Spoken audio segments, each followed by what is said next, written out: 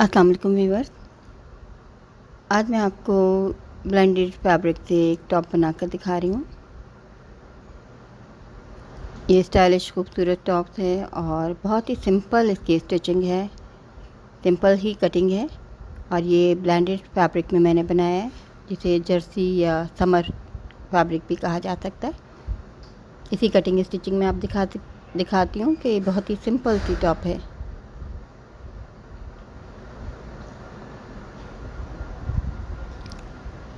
इसके लिए मैंने 2 मीटर फैब्रिक लिया है। इसका अर्थ काफ़ी बड़ा है, 62 इंचज़ इसका अर्थ है। ये फैब्रिक काफ़ी ज़्यादा लचकदार होता है। ये इस तरह की टॉप जो हैं बहुत लचकदार फैब्रिक में बनती हैं।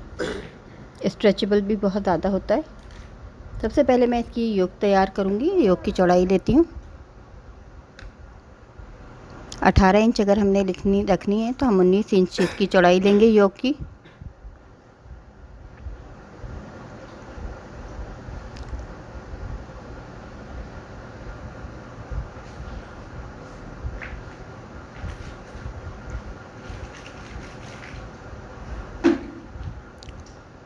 ये इस तरह की टॉप्स हम जॉर्जेट में भी बना सकते हैं, किसी और सॉफ्ट और लचकदार फैब्रिक में भी बना सकते हैं। 12 इंच इसकी ऊंचाई लूँगी मैं योक की, और चौड़ाई 19 इंच ली है मैंने।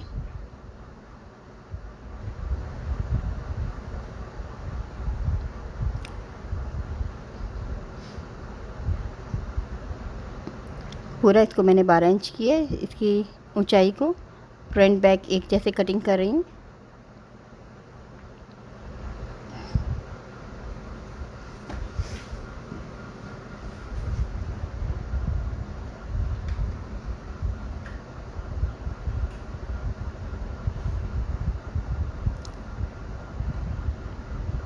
अब योक का मैं शोल्डर आर्म होल कट करूँगी 7.5 पर।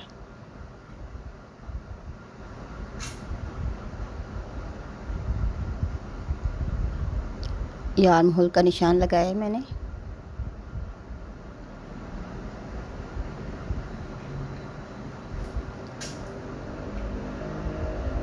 हल्की सी नीचे से कटिंग की है।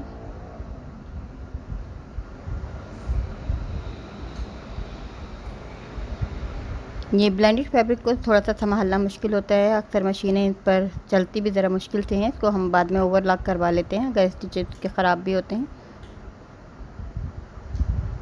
ये मैं 2.5 इंच पर इसकी चौड़ाई का निशान लगा रही हूँ। नेक का 1.5 इंच गहराई।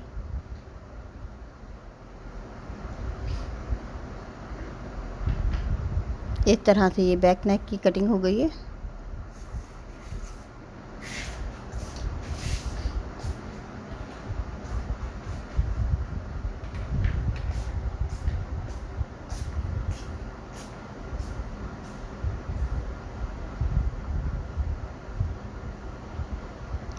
अब मैं ये 3 इंच और गहराई पर ले रही हूँ मैं। और ये राउंड वी शेप में मैंने इसकी नेक कटिंग की है।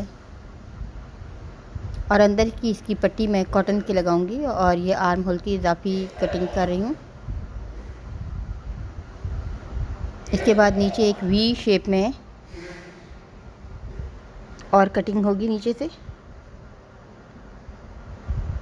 1 इंच के बाद 1.5 इंच के बाद मैं ये निशान लगा रही हूँ। और इस तरह से हल्की सा कर्व देते हुए इसको वी शेप में इसकी कटिंग होगी। इसका फ्रंट का जो घेर है उसमें हल्की सी कटिंग होगी इसी तरह की शेप में।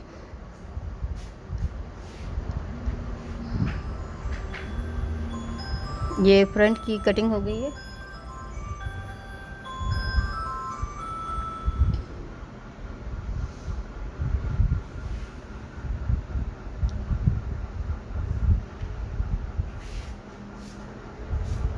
ये इसकी योक की कटिंग हो गई है। और घेर में भी हम इसी शेप की हल्की सी कटिंग करेंगे, ज़्यादा गहरी नहीं करेंगे। अभी नीचे के घेर के लिए मैंने ये फैब्रिक लिया है।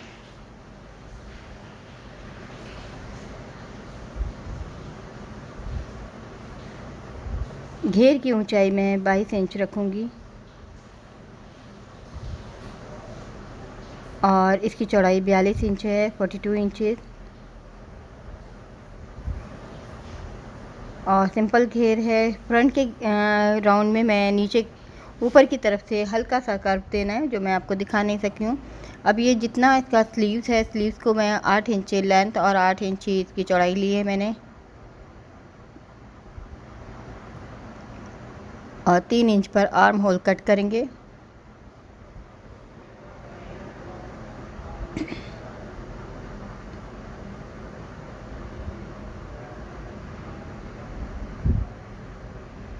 जितना इसका योक की आर्म होल के बाद जितना बच रहा है फैब्रिक, उतना ही हम स्लीव्स का हिसाब लेंगे, क्योंकि इसका जोड़ जो है बिल्कुल इस एक सीक्वेंस में आएगा। जितना इसकी ये नीचे की आर्म होल के बाद कपड़ा है, इतना ही हमें स्लीव्स की नीचे से लेंथ लेनी है।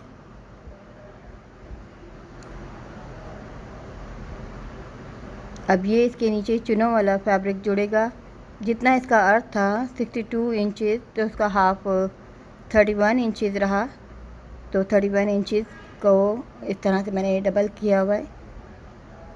ये इसी तरह से स्लीव तैयार होंगे। बहुत ही सिंपल से इसकी स्टिचिंग है। सबसे पहले नेक की पट्टी लगेगी, जो कि मैं कॉटन की पट्टी लगा रही हूँ, क्योंकि जो ब्लेंडेड फैब्रिक्स होते हैं इन पर अक्सर हमारी मशीन जो है वो टाप देती है, सही नहीं चलती। लेकिन अगर हम उसमें कॉटन का इस्तेमाल करें अंदर की साइड, तो हमारी मशीन कॉटन पर बआसानी चल जाती है।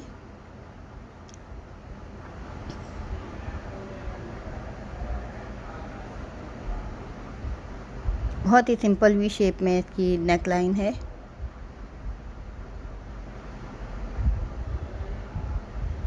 और अंदर की साइड से मैं इसको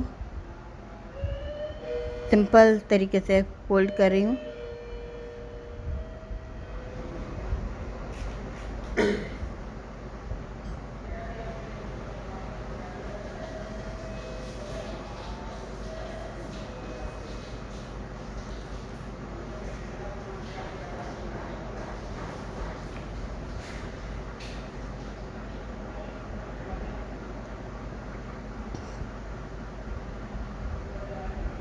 ऊपर से इसी तरह से सिंपल तरीके से हाफ इंच पर ये सिलाई होगी। नीचे वी शेप में इस तरह कट ज़रूर लगाते।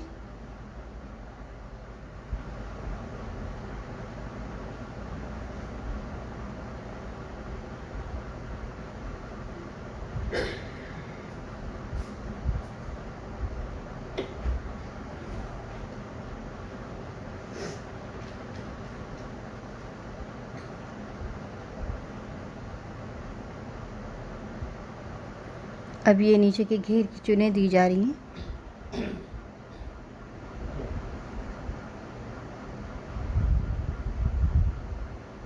इसमें मैंने हल्का सा जो वी शेप का कर्व दिया है, जो मैं आपको दिखा नहीं सकी हूँ। जिस तरह से मैंने योक में दिया है, पूरे राउंड बॉटम जो नीचे का घेर है उसमें भी इसी तरह से थोड़ा सा देना है, 2 इंच का, बहुत ज़्यादा नहीं।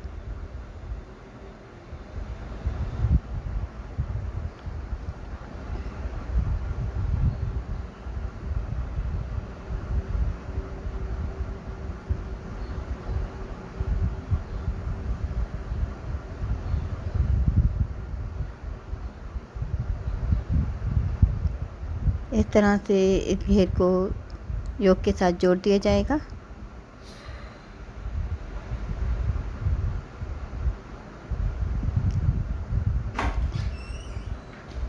योक का कर्व मैंने वी शेप में बिल्कुल नीचे की तरफ लिया है, कॉर्नर नीचे की तरफ आया है, जबकि जब हम घेर का वी शेप बनाएंगे तो वो बाहर की साइड जाएगा।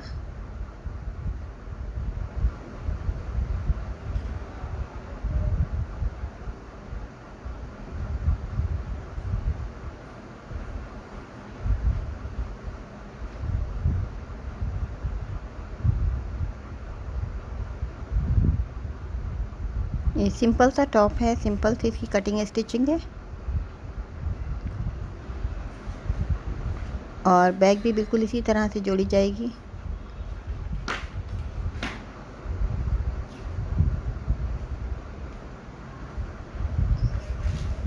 बैक का पीछे का घेर बिल्कुल सीधा है।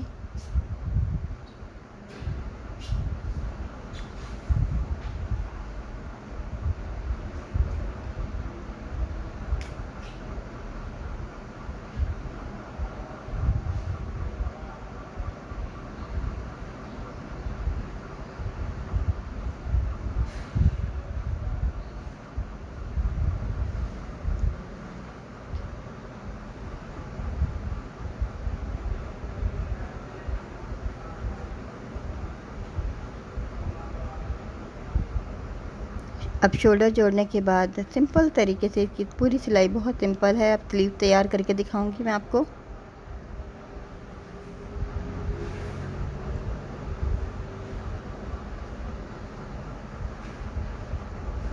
अभी स्लीव्स के नीचे के हिस्से में मैंने इसी तरह से चुने दिए हैं। जो स्लीव्स का ऊपर का हाफ पोर्शन है उसमें ये चुने वाला हिस्सा जोड़ा जाएगा।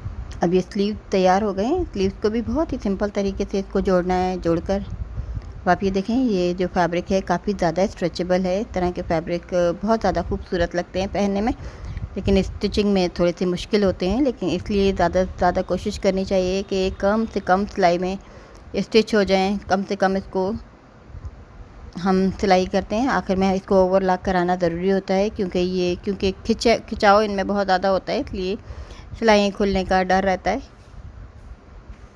तो इसको हम आखिर में इस तरह के फैब्रिक को ज़रूर हम ओवरलॉक करा लेते हैं। मैं साइड की सिलाई कर रही हूँ और आखिर में ये स्लीव जोड़ने के बाद ये टॉप जो है ये रेडी हो जाएगी। ये स्लीव की भी साइड की फिटिंग इसी तरह से करनी है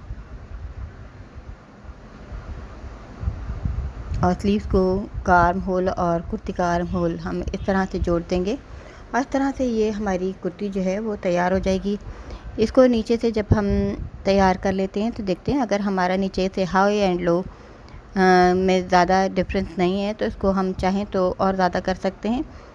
इसका हाई एंड लो में सिर्फ 4 इंच का डिफरेंस है। इसको डिफरेंस को बढ़ाना हो तो हम उसको नीचे से राउंड को एक दफ़ा और कटिंग करते हैं, जो कि मैं आपको अभी दिखाती हूँ। ये स्लीव भी जुड़ गए हैं और इस तरह से ये पूरी कुर्ती तैयार है। देखें, बीच वाला सेंटर है नेक का और इसी सेंटर से मैंने ऊपर से हाई एंड लो में करना है। इस तरह तैयार करके हम किसी भी टॉप को हाई एंड लो बना सकते हैं। वैसे ये हाई एंड लो है थोड़ी सी, लेकिन ये ज़्यादा डिफरेंस नहीं है, तो मैं थोड़ा सा 5 इंच का इसका डिफरेंस रखूँगी। तो इसलिए मैं मज़ीद इसमें 3 इंच और कटिंग इस तरह से कर रहे हैं हम।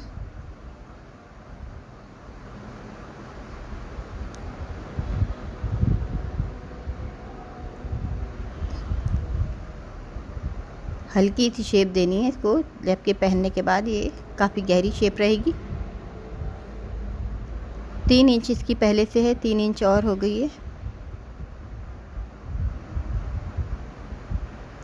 ये इस तरह से ये टॉप रेडी हो गई है।